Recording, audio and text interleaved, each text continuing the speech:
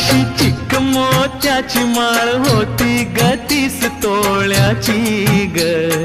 चिक मोत्याची माळ होती ग 30 तोळ्याची ग. जसा गणपतीचा गोंडा चौरंगी लाल बावटा ग. गणपतीचा गोंडा चौरंगी लाल बावटा ग.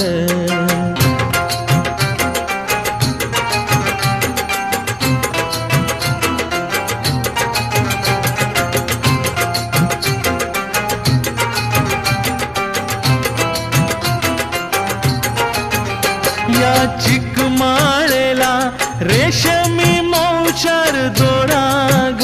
या चिकमाळेला रेशमी मौचार दोराग. मऊ रेशमाच्या दोऱ्यात नवरंगी